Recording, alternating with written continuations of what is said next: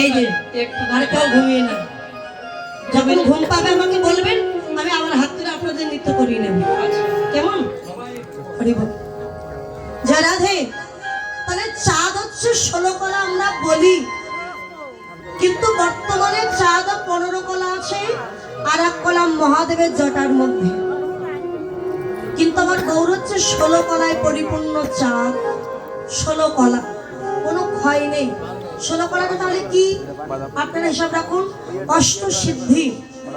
অষ্টসিদ্ধির নাম আপনারা শুনেছেন না? অনিমা, লঘিমা, মহিমা, প্রাপ্তি, প্রাকাম্য, ঈশিতা, বসিতা, কর্মবশয়িতা, হচ্ছে অষ্টসিদ্ধি। আর ঐশ্বর্য, ঐশ্বর্য, বীর্য, যশ, শ্রী, জ্ঞান আর বৈরাগ্য। 8 আর 6 কত হলো তাহলে? 14। বাকি রইল 2, তাই তো? 1 কলায় নবদ্বীপের মাঝে গৌর রূপে হলো নবতীর্ণ, আর 1 কলায় পারিষদ ভক্তগণকে সঙ্গে নিয়ে নবদ্বীপের মাঝে করেন হরিনাম সংকীর্তন। এতে 16 কলায় পরিপূর্ণ আমার গৌর চাঁদ।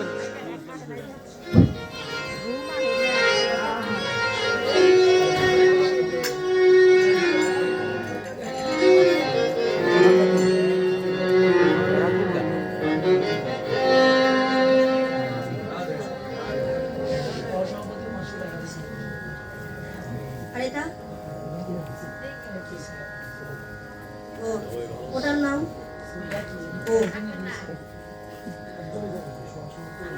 সহসভাপতি নন্দপাল গোমজানি আমাদের কাকুকে 500 টাকা দান করেছেন।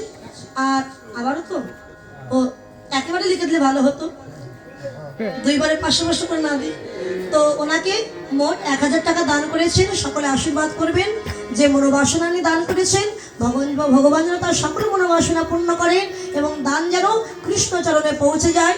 আর তার সাথে আমার কৃষ্ণ ভক্ত বাবা তিনিও দক্ষিণা দান করেছেন, এই দান যেন কৃষ্ণ চরণে পৌঁছে যায়, তাকে যেন গোবিন্দ দীর্ঘায়ু দান করেন। তাই বল হরি বল, হরি হরি হরি হরি বল। তাহলে 16 কলা পরিপূর্ণ হলো তো? 14 হলো। 1 কলায় নবদ্বীপের মাঝে করেন হরিনাম সংকীর্তন, আর 1 কলায় পারিষদ ভক্তগণকে নিয়ে এই নবদ্বীপের মাঝে হলেন অবতীর্ণ। এতে 16 কলায় পরিপূর্ণ আমার গৌর চাঁদ। কিন্তু এই চাঁদে তো কলঙ্ক আছে, অমাবস্যা পূর্ণিমা আছে না বাবা, কৃষ্ণপক্ষ শুক্লাপক্ষ আছে না মা, কিন্তু গৌর চাঁদের কি আসে? আচ্ছা কেন হলো দেখুন, এই চন্দ্রটাকে, তাই বলে এই চন্দ্র নয়, এই চাঁদ নয়, আকাশের চাঁদ। আচ্ছা মা, এই চন্দ্র কে জানেন? দক্ষ রাজার কথা শুনেছেন না আপনারা? এই দক্ষ রাজার কতগুলো কন্যা ছিল জানেন? কতটা ছিল? 10 নয়, 20 নয়, 30 নয়, 40 নয়, 50 নয়, 60 জন কন্যা ছিল দক্ষ রাজা। 100 শুধু 60 জন। এখনকার সময় যদি কোনো বাবার একটা কালো মেয়ে হয়, কি চিন্তা হয় বলো তো বিয়ে দেওয়ার জন্য? যেমন এই দেখছেন তো, একটা মেয়ে হয়েছে, তার এক্ষুনি মেয়ে বিয়ে দেওয়ার চিন্তায় মাথায় চুল সব পড়ে যাচ্ছে।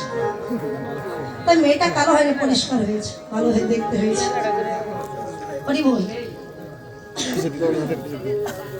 দেখুন এই চন্দ্রদেব, ইনি ছিলেন দক্ষ রাজার জামাতা, মানে দক্ষরাজ 60 জন কন্যার মধ্য থেকে প্রথমে 8টা কন্যাকে বিবাহ দিয়েছিলেন ধর্মরাজের সাথে, 8 জন।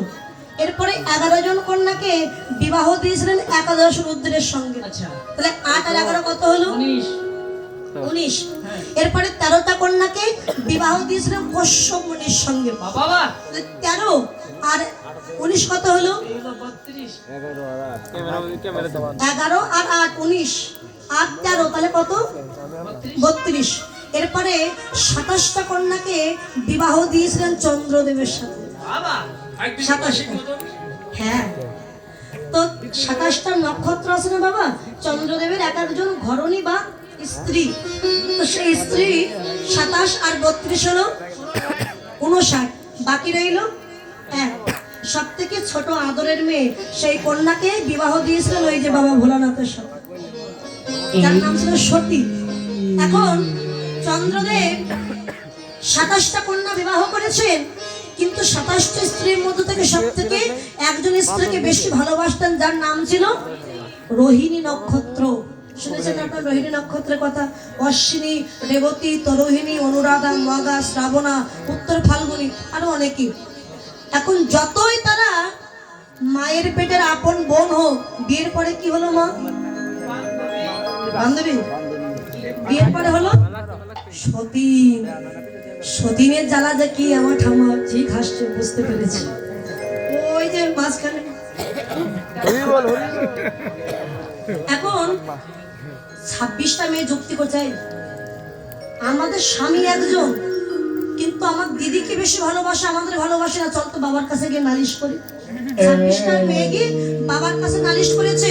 এখন দক্ষরাজ বলে, মা তোরা কান্নাকাটি করিস না, আমি একটা ব্যবস্থা করছি। দক্ষরাজ গেছে চন্দ্রের কাছে, বাবা জামাই, বাবা জামাই তুমি আমার 27টা মেয়েকে বিবাহ করে আমাকে মুক্তি দিয়েছো বাবা, আমি তোমার কাছে ঋণী। তবে একটা মাত্র অনুরোধ, 27টা স্ত্রীকে সমান ভালোবাসা, আদর, যত্ন করা এটা তোমার দায়িত্ব বাবা। কিন্তু তুমি আমার একটা মেয়েকে বেশি আদর যত্ন করো, আর 26টা মেয়ে কষ্ট পাচ্ছে। চন্দ্রদেব বলছে, এই যে কি বলতে চাচ্ছেন আপনি? আমি আপনার মেয়েদের খেতে দিই না, আমি আপনার মেয়েদের ঘুমাতে দিই না ঘরে, আমি আপনার মেয়েদের কাপড় চাপড় দিই না কিছু। আরে বাবা, ঘুমাতে দাও, খেতে দাও, কাপড় দাও, সব ঠিক আছে, কিন্তু স্বামীর ভালোবাসা যে ওরা পাচ্ছে না বাবা। দেখুন, শ্বশুরের জায়গায় থাকুন, স্বামী স্ত্রীর মধ্যে আপনি নাক গলাতে আসবেন। কথাটা বলেছি সব থেকে রাগী দেবতা দক্ষরাজ। কি তুমি আমাকে বলছো নাক গলাতে আসবে না? তুমি আমার জামাই বলে তোমার সাথে এতক্ষণ আমি নম্রভাবে কথা বলছিলাম, আর তুমি আমাকে না বলছো নাক গলাতে আসবে না? শোনো চন্দ্র, যে দেহের প্রতি তোমার এত অহংকার, আমি তোমায় অভিশাপ দিলাম, আজ থেকে 15 দিনের ভিতরে তোমার দেহটা একটু একটু করে ক্ষয়ে যাবে। অভিশাপ বিফল হয় না। যেই কিছুদিন পার হয়ে গেছে বাবা, চন্দ্রদেবের দেহটা ক্ষয়ে গেছে, 15 অংশ ক্ষয়ে গেছে, মানে একটু একটু করে 15 অংশ ক্ষয়ে গেছে, বাকি রইল এক অংশ। 16 কলার থেকে এক অংশ বাকি আছে। আর চন্দ্রদেব দেখলো, আমি তো আর বাঁচবো না, যে আমাকে বাঁচাতে পারে তার কাছে যেতে হবে। চলে গেছেন কোথায়? ভোলা মহেশ্বরের কাছে। তো সমস্ত ঘটনা খুলে বলার পরে ভোলানাথ চাঁদকে বললো, তুমি চিন্তা করো না, আমি তোমায় রক্ষা করব। চাঁদকে নিয়ে জটার মধ্যে লুকিয়ে রেখেছে। এদিকে 27টা মেয়ে যে কিছুদিন পার হয়ে গেল, স্বামীকে না পেয়ে আবার কান্নাকাটি শুরু করে দিয়েছে। বাবা, আমাদের স্বামী কই? মারে, তোদের স্বামীকে তো অভিশাপ দিয়েছি, সে নিশ্চয়ই মারা গেছে। বলে, বাবা আমরা কিছুই চাই না, আমাদের স্বামী এনে দাও। দক্ষরাজ মনে মনে ভাবছে, এখন অভিশাপ দিয়েও তো মরেছে, কি করব? আচ্ছা কান্নাকাটি করিস না, আমি ধ্যান যোগে দেখি চন্দ্রদেব বেঁচে আছে কি। ধ্যান যোগে দেখতে পেলে চন্দ্রদেব বেঁচে আছে, তবে মহাদেবের জটার মধ্যে লুকিয়ে আছে। তো দক্ষরাজ চলে গেছে কোথায়? কৈলাস ভোলানাথের কাছে গিয়ে বলছে, এই যে ভোলা। আচ্ছা বাবা, তাহলে ভোলানাথ আর দক্ষরাজের সম্পর্কটা কি হলো? ভাইরা ভাই, যদি কেউ মেয়ে দেয়, আচ্ছা ভাইরা ভাই হয় হবে শ্বশুর, কেননা দক্ষরাজার ছোট মেয়েকে এই ভোলানাথ বিবাহ করেছিলেন। তবে ভোলানাথকে কিন্তু দক্ষরাজ একদমই পছন্দ করতেন না। যদি বলেন কেন, না শ্মশানে থাকতো, ছাই ভস্য মারতো বলে।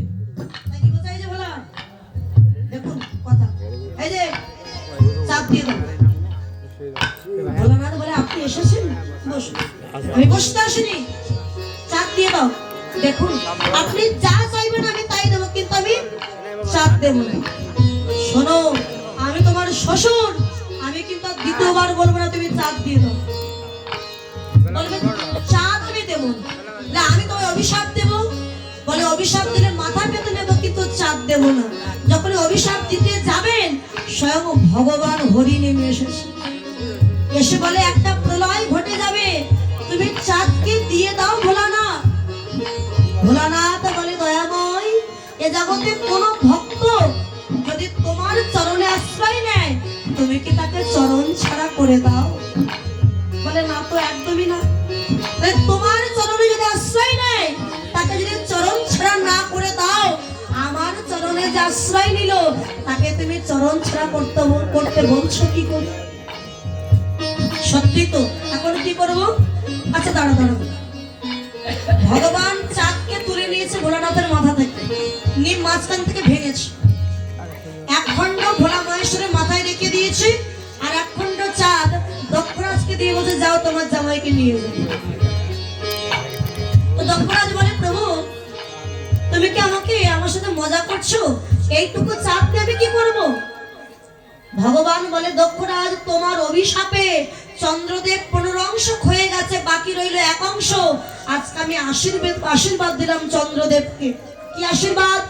তোমার অভিশাপে 15 অংশ ক্ষয়ে গেল, আর আমার আশীর্বাদে ওই চন্দ্র আর 15 দিনে তার পূর্ণ দেহটা ফিরে পাবে, যেটাকে বলা হয় শুক্লা পক্ষ এবং কৃষ্ণ পক্ষ। চাঁদ যখন ক্ষয়ে যায় দক্ষরাজের অভিশাপ, আর চাঁদ যখন পূর্ণ হয় ভগবানের আশীর্বাদ। তাই চাঁদে কলঙ্ক আছে কিন্তু গৌর চাঁদে কোনো কলঙ্ক। আহা নদী আরো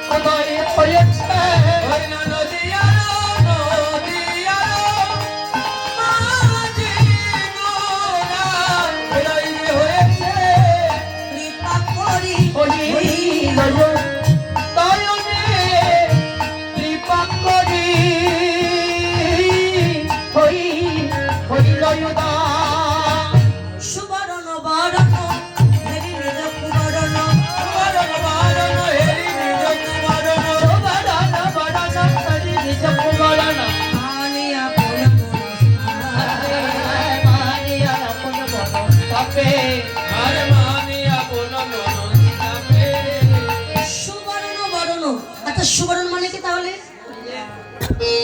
ওই যে মায়েদের হাতে গলায় দেখা যাচ্ছে সোনা, ওনাগরি মনে হয় সোনার সাথে গৌরের তুলনা হবে না রে না, সোনার সঙ্গে কোনোদিন তুলনা হবে না।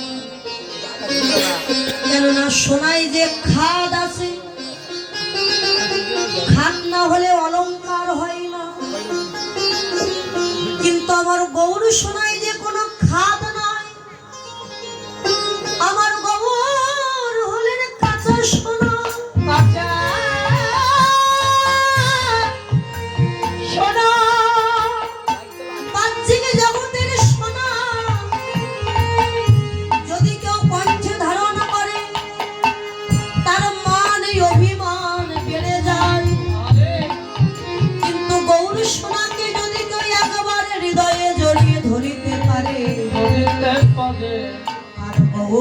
শোনার যদি কৃপা হয়ে যায়, সেই ভক্ত সারা জীবন পথে পথে কাঙাল হয়ে হা গৌর বলে কেঁদে বেড়ায়। হা গৌর বলে কেঁদে বেড়ায়। হা গৌর বলে কেঁদে বেড়ায়। হা গৌর কৃপা, ও গৌর কৃপা করো বলে, গৌর বলে কেঁদে বেড়ায়। হা গৌর কৃপা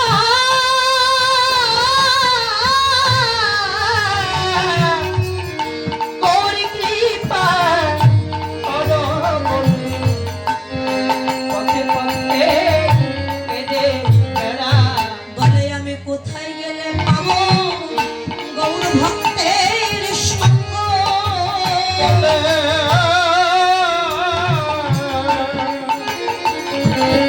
আমি কোথায় গেলে পাবো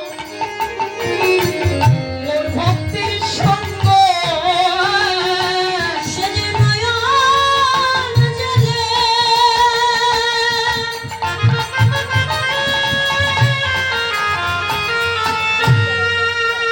ওরে নগরী রে,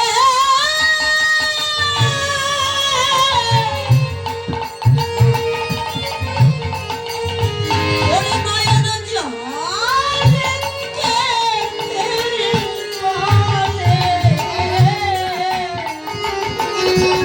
আমি কোথায় গেলে পাবো গৌর ভক্তের সঙ্গ?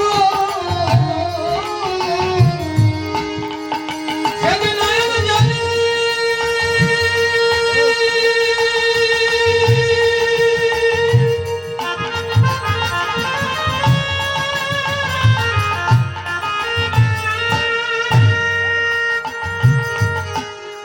সেদিন নয়ন জলে কেঁদে কেঁদে বলে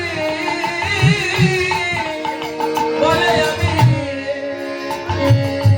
আমি কোথায় গেলে পাবো গৌর ভক্তের সঙ্গ? তার মানবিমান থাকে না, তার মানবিমান থাকে না রে। ও তার মানবিমান থাকে না রে। সবাই হা গৌর বলে সে যে কেঁদে বেড়ায়, মানবিমান থাকে না রে। সবাই সতী বলে কেঁদে বেড়ায়, তার মানবিমান থাকে না রে। সদাই পথে পথে সে যে কেঁদে বেড়ায়, মানবিমান থাকে না রে। সবাই পথে পথে কেঁদে বেড়ায়, তার মানবিমান থাকে না রে। বলে একবার দাও দাও ভক্ত চরণ ধুলি, ওরে দাও না ভক্ত চরণ ধুলি। দাও দাও ভক্ত চরণে ধুলি। মিঠে জন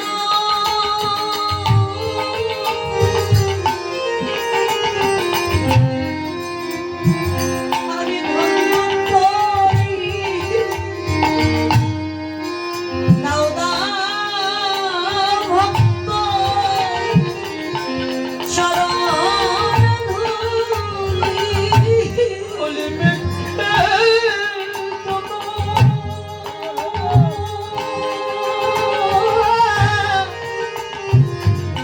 এ জনম ধন্য করি